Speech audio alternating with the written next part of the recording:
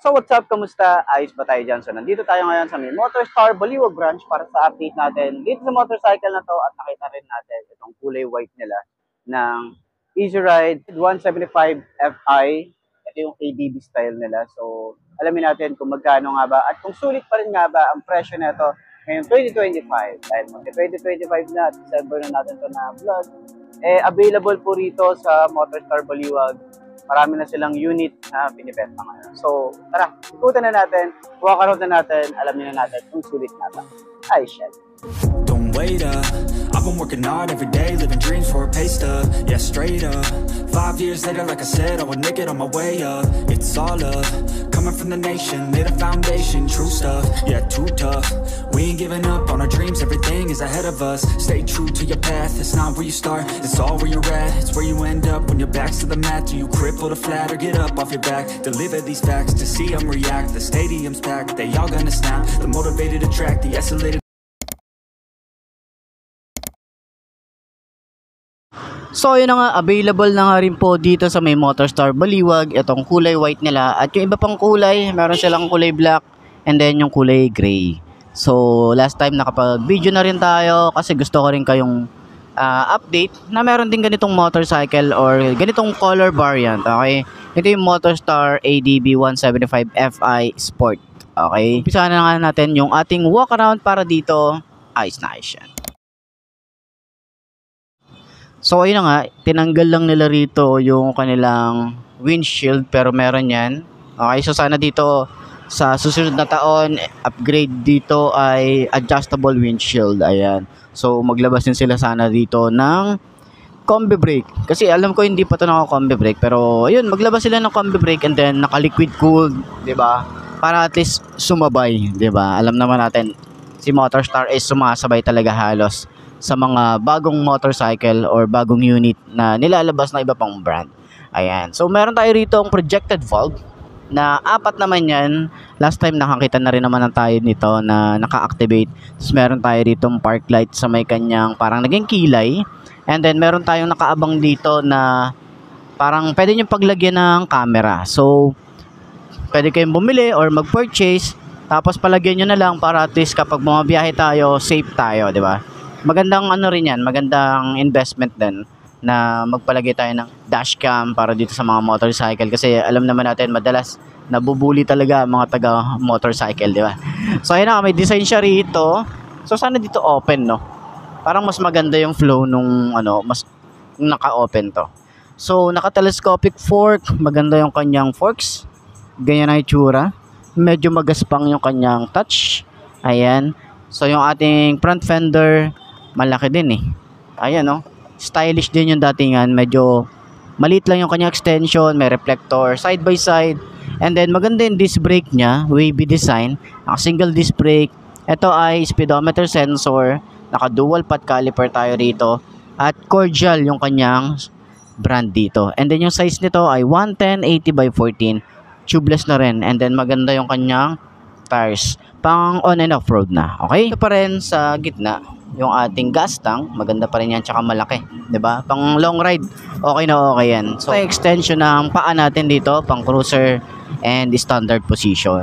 So yung decals ng kulay white, makita lang natin dito ay red and gray. Ayan. And then decals na ADB Easy Ride 175, meron tayong decals na ganyan. So minimalist lang talaga itsura niya. So yung ating tapakan para sa ating angkas, ganyan ang itsura, malapad. And then dito sa side, para tayong naka liquid cooled dito. Yung datingan kasi nung kanyang cover is parang liquid cooled yung itsura. So sana dito, 'di ba, mag-upgrades din sila na liquid cooled, 'di ba? Malay naman natin, sumabay din sila. So naka dual shock, tapos meron tayong baso, adjustable 'yan. Meron tayong harang dito, yung saluhan ng mga putek. Meron tayong tire hugger na maganda rin. Tsaka flexible din. Ayan, sobrang lambot din 'yan. And then yung ating tambucho, stylish talaga yung datingan nito. Meron din tayong cover. Maganda rin yung itsura. And naka-single exit naman tayo rito. Naka-disc brake din tayo sa likod. Naka-wavy design din. And then single pad caliper. And then cordial yung kanyang brand. Para naman sa kanyang size ay 130/70 by 13. Ayan. So yung tires niya, pang on and off road din. Sa taillight niya talaga makikita natin, napaka-unique style din. Maganda rin yung itsura. Ito yung pinaka-taillight niya, ito yung park light eh. 'Di ba? Tapos yung signal light niya, LED rin, may plate light, may reflector, and then lagayan ng plate. Ayan. So, dito naman may reflector din. Side by side naman din yan. And sa panggilid, wala tayo ritong kickstart. So, lagi niyong i-monitor yung ating battery. Pero, ang laki ng kanyang CVT, no? Ayan, kitang-kita mo ang pogi, oh. Ang laki, oh. 'Di ba? So, wala din tayo ritong side stand kill switch. Pero, hindi ako sure kung meron o wala. Pero, ayan na nga. 'Di ba? So, kung meron man, goods. Kung wala, sana malagyan. Ayan. So, sa upuan, maganda rin yung upuan. Sobrang kapal din, sobrang lambot ng ating upholstery. Ayan, pati yung kanyang foam, sobrang lambot. Ayan. Tapos, ganyan ang itsura. May mga stitches din yan. Paikot. Ayan. So, parang naka-hydraulic seat na rin tayo rito. Ganyan ang itsura. So, may extension naman yan. Yan, extended naman siya. Tapos meron din tayo ditong malaki din yung ating compartment. Ayan. So sana dito additional ilaw para at least sa gabi kung nag-adventure man tayo, meron tayong assist na ilaw para dito para kapag kukuha tayo ng mga gamit, tayo mahirapan, 'di ba? So lagyan din sana dito ng helmet hook, 'di ba? Para kapag nagpa-park tayo. And additional, maganda na rin na ginawa to na meron tayong bracket dito para sa kanyang top box. Ayan, sobrang solid din. So, check nyo na lang. Siguro wag masyadong mabigat yung top box para at least hindi naman siguro bibigay ito. Pero paano natin? Check natin kung ano yung fit dito, 'di ba? Wag masyadong mabigat yung top box na ilalagay natin. So, ayun na nga, dito naman sa handlebar is naka upright position and then naka naked handlebar. Ganda talaga ng finish dito. 'Di ba? So, dito rin meron tayong parang carbon fiber finish. Ayan, dito rin, 'di ba? So, naka-colored display tayo rito. Fully digital tayo rito sa kanyang panel gauge. Ayan. So, malay natin maglabas din sila ng TFT display. So, dito naman sa switches, 'di ba? Same lang din dun sa nakita natin na parang Pasio, 'di ba? Yung kanilang Easy Ride 125 Fi Legend Edition. Ayan. So, front brake, napaka-smooth lang. Meron tayong kill switch. Headlight na pala to. Headlight on and off. Electric starter. At yung susi niya, ito yung tsura. Yung throttle, sobrang babaw din. Sa side naman, meron tayo ditong flasher. High and low. Busina. And then, signal light. Ayan. Wala tayong hazard switch dito. Sa lever, ayan, smooth lang din. Tapos yung grip niya, makapit din. So, ganyan ang itsura ng ating ADB 175 Fi ni Motorstar. So, ngayon, sakyan naman natin para at least lahat ng kulay ng ADB masakyan natin. Ayan. So, ito nga pala yung signal light, ha. Ayan, signal light yan. Okay? Yun lang, pahabol lang. Ayos. Attack the frustrated, hit back, yeah we move fast. I wanna change everything. I swear I'll do anything just to get where I wanna be. I won't stop till I'm free. I won't stop till I'm free. I won't stop, no. I won't let go. I won't drop, no. And I won't let go. I won't stop, no. I won't let go. I won't drop, no. So, ayun na nga, nakita rin natin yung Easy Ride ADB 175 Fi nila, kulay white. Yun o, side stand muna natin. Yun. So, ganyan ang itsura niya kapag naka-side stand. Medyo, ano tayo rito eh. Traffic tayo ang ginagawa natin dito. Yan ang pag naka-side stand, ganyan ang itsura niya. So, lahat siguro na upuan na natin. Pero 5 to ang aking height.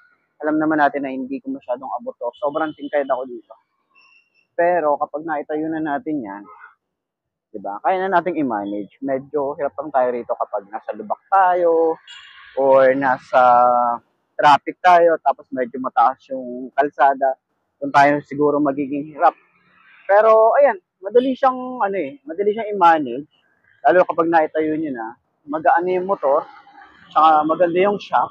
Alam naman natin yan, yung baso sa likod, Ang shock, all goods na, di ba? Tapos yung shock sa harap, sobrang ganda din. Kaya, ayan.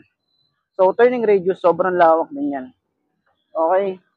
So, sa mga nagtatanong kung ano nga ba yung mga nagiging issue na neto, wala pa tayong masyadong balita. Siguro, mas maganda, pwede tayong sumali sa mga group ng mga nakaganito para at least malaman natin kung ano nga ba yung mga naging issue sa kanila, ano nga ba yung mga pwede nilang i-share sa motorcycle na to para at least, bago kayo bumili, meron kayong idea, di ba? So, ayan. Tinititsura natin ang luwag ng ating OBR. Pwede tayo maglagay dito sa harap ng ating gamit. Yan. Tapos yung ating itsura, ng ating extension ng paa, kung naka-cruiser position, standard position, di ba? Tapos racing position, nakaganon. So, ayan. Yan ang itsura natin. Di ba? So, ayun na nga. Para dun sa lahat ng mga gustong kumuha ng ganitong motorcycle, pwede nyo kontakin si Motorstar Baliwag. Dyan sa screen nyo, papakita ko sa inyo yung kanilang contact number. And then, pwede nyo akong kontakin para at least ma-assist ko kayo dito sa branch nila. Ay, siya. Okay. Center stand natin. Yun, no? Medyo mabigat kapag sinicenter stand. So, yun nga mga best, no? Sa lahat ng mga nagtatanong kung magkano nga ba ang ganitong motorcycle, ito ay nagkakahalaga ng 87,000 kapag kinuha nyo ng cash. At kapag kinuha nyo naman ng hulugan, ay papakita ko na lang din yan sa screen nyo para at least meron ko yung idea kung magkano nga ba ang kanilang installment and down payment. So, ayun. Patingin nyo, sulit nga ba ang ganitong motorcycle? At sa lahat naman ng mga nakabili na ng ganitong motorcycle, pwede nyo i-comment dyan kung ano nga ba yung mga naging experience nyo sa motorcycle ito. Para at least meron tayong i-share sa mga gustong bumili ng ganitong motorcycle. Ayos yan, di ba?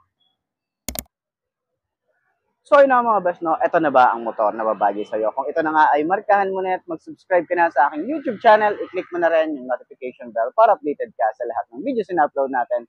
Dito araw-araw, sila yung tatandaan, wala sa brand ng motor. Ang tatagal yan, hindi na sa pag-aalaga mo yan, tatagal yan, ayos na ayos yan. So, kita ka na lang ulit tayo bukas. I'm Mark D. Ciao. Maraming salamat sa inyo. Babush. Haha.